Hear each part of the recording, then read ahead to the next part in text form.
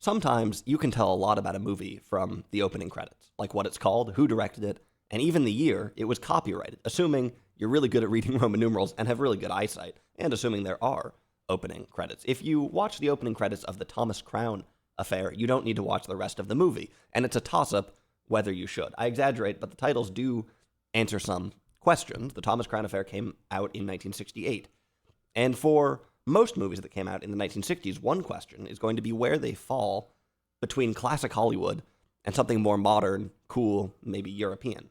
I had no idea where the Thomas Crown Affair was going to be on this spectrum, but you figure it out pretty quickly. For one thing, the opening credits are set to the song Windmills of Your Mind, which has an orchestral swell at the beginning, but then gets into some pretty psychedelic lyrics. It's kind of a cool song that's a hybrid between 1960s pop and something a little more traditional. And that's kind of the story of the whole movie, a hybrid between something a bit newer and a bit older. Of course, that's kind of the story of just about every movie, but I think you'll find the placement of this film in cinema history pretty interesting if you've seen quite a few movies from that period, at least. So we hear the music, and we start seeing some of the names. Steve McQueen, Faye Dunaway. Yup, we're doing the Faye Dunaway series. It's happening. This is it right now.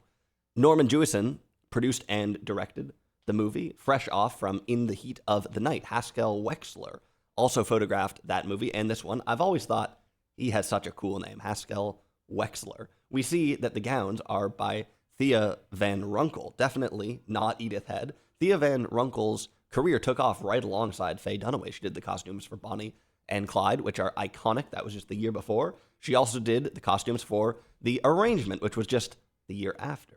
Hal Ashby shows up twice in the credits, both as one of the editors and as an associate producer. His directorial career wouldn't start until the 1970s, where he would make a bunch of really cool movies, some we've covered on this channel.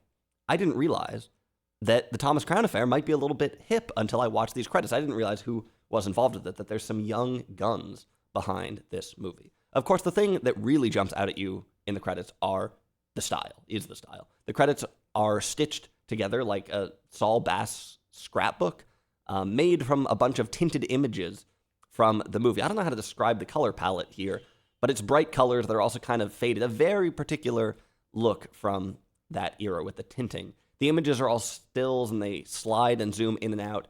The images are sliced up into a bunch of different panels. It reminds me of a magazine. A magazine is actually a pretty good description of the entire movie.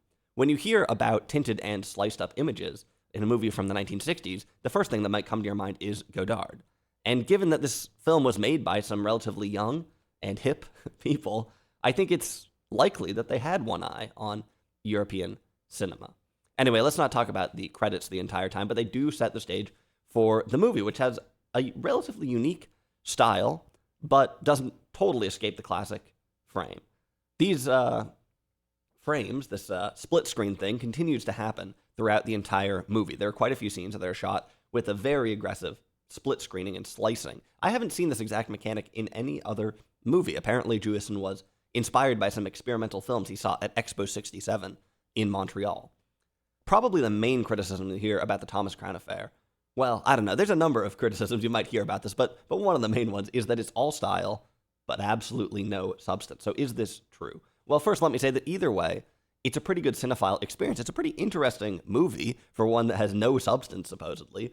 The movie lives in an interesting place in the cinesphere, not quite a 1970s movie, not quite a classic film, not really thought of or talked about alongside movies like Midnight Cowboy or even Bonnie and Clyde at the end of the 1960s. It's fun to see where this fits in, and mostly where it doesn't.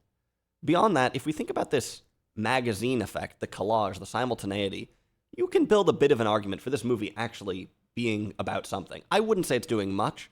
I wouldn't say it's anywhere near a Godard film, but there are some hints of ideas. Before we get into that, let me acknowledge that the structure of the plot is one of the main issues with this movie. It opens with a bank job. This is one place where there's a bunch of split-screen effects. There are 5 different robbers who are all converging together. It's one of the more conventional uses of the split screen, in fact, to show simultaneous action in different locations. Supposedly, the movie was going to be way too long until they came up with this mechanic.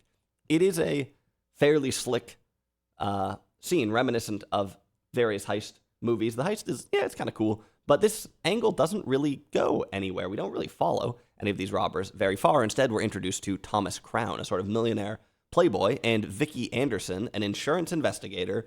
Yep, Faye Dunaway plays an insurance investigator, probably the most glamorous insurance investigator in film history. She's investigating Thomas Crown, I guess, but it turns into a romance. So this is a heist movie, a police procedural. It kind of reminds me of Melville with its terseness and its tension, but it's also a romantic film and a fairly aimless portrait of extreme wealth, almost with a Gatsby-esque inflection at times. The movie has some very tense scenes. Steve McQueen and Faye Dunaway are really good together, I think. It's remarkable how little they actually talk to each other. I guess they're too cool for that. The connection, though, is strong. They aren't quite as good when they aren't together, and there is some bad acting in this movie. The pace of the movie slows to a walk at several places, and overall the plot kind of goes nowhere. The movie needs about twice as much story as it has. It's sort of telling that the film is called The Thomas Crown Affair. Yeah, there is sort of a literal affair in it, but that's a pretty amorphous term, which kind of suits a movie that is amorphous to a fault. Still, it's pretty engaging. It's nice to watch. There's interesting style all over the place. There's a legendary scene of some people playing chess, which is a great scene, using just about every trick in the book, bunch of Dutch angles, interesting overhead photography. Apparently they pushed Haskell Wexler around on a skateboard to film this scene. There are other parts of the movie that lean into a different aesthetic, though. When Faye Dunaway is talking to the police, it feels like we're in a noir movie most of the time. The score is interesting, too. Some of it's really jazzy, echoing the gritty jazz noirs of the 1950s, like The Sweet Smell of Success. Other times, it sounds a bit more like Georges Delerue could have composed it. The score is really involved in the movie. There's some overt synchronization between the music and the images, almost more like a music video than a film at time. Again, lots of stuff to look at, but we're back to our original question, which is what the heck is the point of this movie? And is there one? I mean, does it matter? I don't know. We spend a lot of time in the Thomas Crown Affair on the lifestyles of the rich and famous, and it's almost interesting because of who these people are, because Steve McQueen is pretty iconic, Faye Dunaway is pretty iconic. It's almost interesting, but not quite. Like I said, the movie kind of reads like a glossy magazine, but is it really just glamorizing these lifestyles? The tone is a little bit puzzling. It seems like McQueen was probably supposed to have been a cool James Bond-like character. I guess you're supposed to think he's cool, or is he a scoundrel? His character is underwritten, and some of the cultural context has probably moved out from under this movie. His affair is kind of this transcendental thing, real love, and it's kind of a fatal entanglement, some doomed, engagement. This ambiguity feels more like confusion than subtlety, in truth. And I don't know, ultimately, it's hard to account for just how much luxury, leisure there is in this movie. We see Steve McQueen flying his glider, playing golf, driving his dune buggy, playing polo. What's the point? Again, we come to this question. Is there anything critical or insightful in this movie? It seems like most people would say no, but I think the answer is not really. I think the answer is there's a little bit. Just a hint, but maybe there's something. And it's probably some kind of meta comment about stardom and celebrity, wealth, technology. One of the main complaints about this movie is that it's unrealistic, right? How does an insurance investigator succeed where the police are clueless? Would an insurance investigator really do the things that Faye Dunaway's character does, that Vicki Anderson does in this movie? Almost certainly not. How does Thomas Crown get away with what he gets away with? This is a remarkably implausible movie in some ways, but maybe that's not a mistake in the film so much as a pointer to something else that's going on. Maybe it's supposed to be conspicuously implausible. In the Thomas Crown Affair, it's almost as if nobody else really exists. Thomas Crown is bigger than anyone.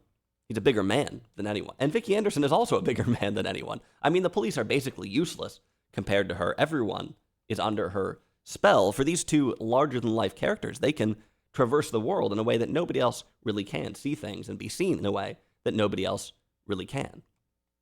Maybe this is just Hollywood rolling out its stars with no subtext whatsoever, although when there are stars, there's always some kind of extra textual thing happening. But look, given who made this movie, and given the beginning especially, where we get all these images, right? I'm inclined to think that there might be a little bit more to it. Remember, the movie starts with all these pictures of its characters. more than just featuring some stars, it seems to be alluding to the concept of the stars and to the image itself. Okay, I made the good art comparison already, so I'm not going to sort of rehash that whole film studies 101 thing.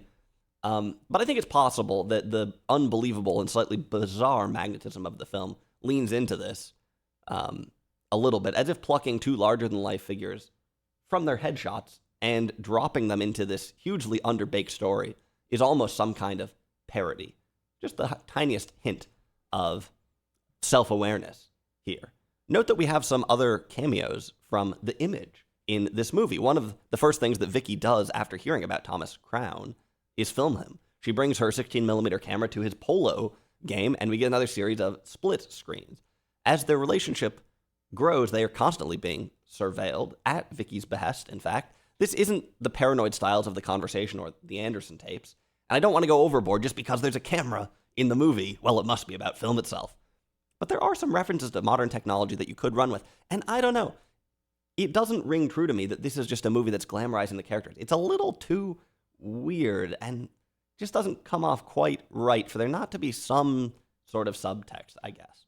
If your life depended on theorizing about this film, I think you could pull together a number of interesting little moments. For instance, all the robbers start out in phone booths and wait for a call that synchronizes their schemes. Phone booths, well, that's technology. There's simultaneity, this new modern invention. We also see Thomas Crown jet setting to Europe and back in the movie. In classic films, in a lot of classic films, travel is the story.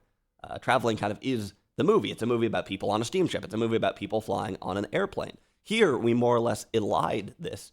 Instead, Thomas Crown, in the blink of an eye, is in Switzerland or whatever, and then he's back. But instead, we do spend a lot of time with him in his glider, going basically nowhere, flying in circles. Kind of fits the tone of the song in a strange way. That's the opposite of sort of traditional cinematic travel. So there's some technology in this movie. There's some class in this movie. There's some ennui. These are almost the ingredients of something interesting, but I think they forgot to turn on the oven. The Thomas Crown Affair, yeah, it almost has something there. I mean, it has vibes. It's cool to watch. It almost does a little bit more, but it doesn't quite get there, I think. Let me end by saying that even with its flaws, the Thomas Crown Affair is still an order of magnitude better than the Thomas Crown Affair. The new one, I mean, which I found to be unwatchable. In fact, I didn't even finish it. I don't like to rant on this channel, so I won't. But let me mention one telling detail I thought was pretty funny. The new movie changes a ton of stuff. For instance, it upgrades from Boston to New York. But it keeps that Gulf scene where Thomas Crown bets that he can make it out of the sand trap for the second time. They change a few things, but the scene still ends with someone asking, "Oh, Thomas, why do you do these things? Why do you make these kinds of big bets?" And Thomas Crown says, "Well, what else is there to do on a Saturday?" On a Saturday? Wait a second. In the original, he says, "What else is there to do on a Sunday?"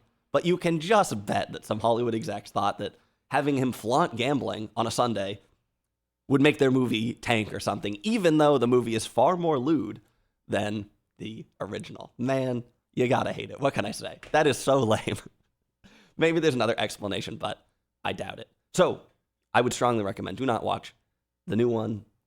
But the old movie's kind of interesting. And let's end with the Faye Dunaway question. Interesting role from Faye Dunaway. In some ways, very similar to most of other stuff. Interesting that she follows up Bonnie and Clyde, where she's the bad guy. Here, being sort of a good guy, but she's still roguish and outside the law in some ways, being this insurance investigator. She still has this leverage thing that she is doing.